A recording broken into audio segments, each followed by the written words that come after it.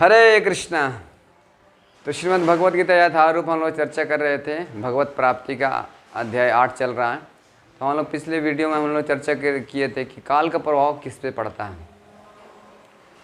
तो आगे का जो श्लोक है इसमें बताया गया है कि वो शुभ दिन क्या है। जो शुभ दिन शरीर त्यागने के बाद वापस इस संसार में नहीं आता है, लेकिन भक्तों का जो भक्त होते हैं, कृष्ण के भक्त होते हैं, उस पर कोई प्रभाव नहीं पड़ता है। शुभ हो या अशुभ हो, अचानक हो या किसी प्रकार को हो, शरीर त्यागने के बाद उनको कोई ऐसा प्रभाव नहीं पड़ता है। तो भगवान श्री कृष्ण जो है वो शुभ दिन बता रहे हैं कि वो शुभ दिन क्या है। तो इस श्लोक में पढ़ देता हूँ पहले।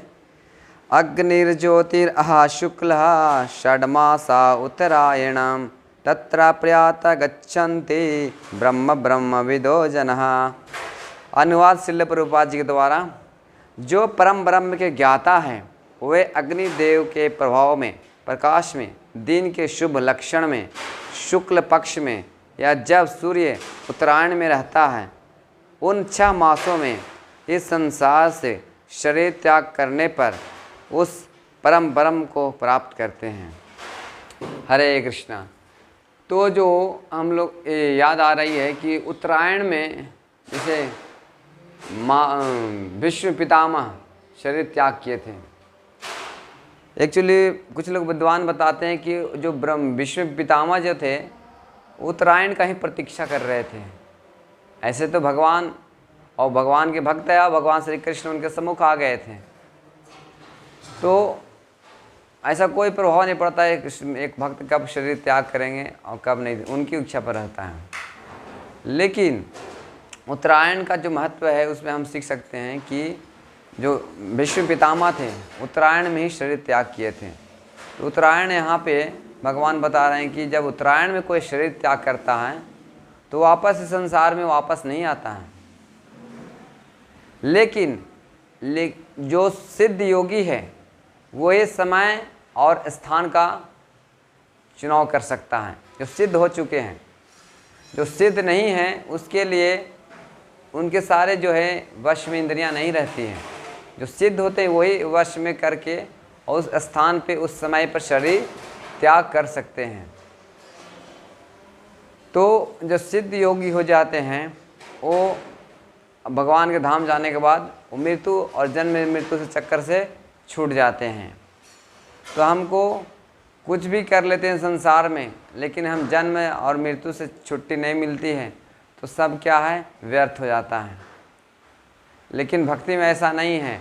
हम जब तक थोड़ा सा भी कुछ कार्य करते हैं भक्ति कार्य में, भगवान बोलते हैं कि वो अगला जो हम शरीर किसी प्रकार से घटना घट भी गई तो अगला शरीर में हम लोग उससे आगे से शुरू करेंगे।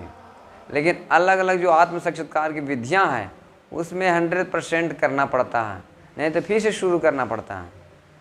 लेकिन भक्ति योग में हम जहाँ तक प्रगति किए हैं उसमें छोड़ने के बाद फिर आगे जो प्रगति करेंगे वो अगला से शुरू करेंगे।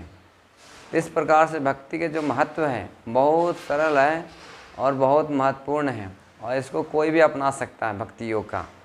तो अग्नि जो है उत्तरायण में जो है प्रकाश उपस्थित रहते हैं, तो जो प्रकाश के देव होते हैं उसको आत्मा को भगवत धाम ले जाने के लिए निर्दिष्ट करते हैं, सहायता करते हैं। जैसे यहाँ बताया गया है कि अग्निदेव के प्रभाव में प्रकाश दिन के शुभ लक्षण में शुभ शुक्ल पक्ष में जब उत्तरायण में रहता है 3 छाव में संसार में त्यागने पर परम ब्रह्म को प्राप्त होते हैं। तो ये सब जो बताया गया इस स्थिति, इसमें हमको जब हम फिक्स रहेंगे, कृष्ण भावना भावित रहते हैं, जब कोई योगी सिद्ध हो जाते हैं तब इस स्थान को चुन सकते हैं और समय को चुन सकते हैं।